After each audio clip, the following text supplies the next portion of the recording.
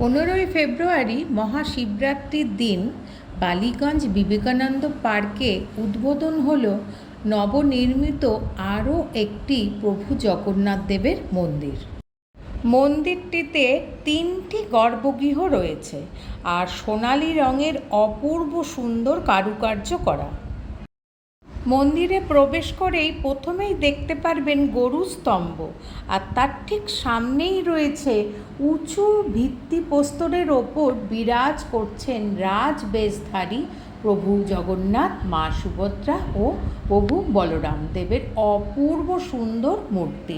আর এই সুন্দর মূর্তিটা কিন্তু পুরী থেকেই আনা হয়েছে, আর এটা নিমকাঠ দিয়েই তৈরি করা।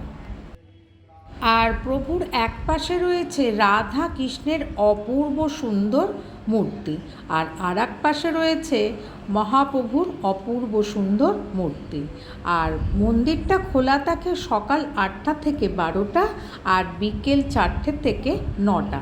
আরও কিছু জানতে হলে আমার ইউটিউবে একটা ছোট্ট চ্যানেল আছে, লিনাস ওয়ার্ল্ড, আপনারা অতি অবশ্য দেখে নেবেন।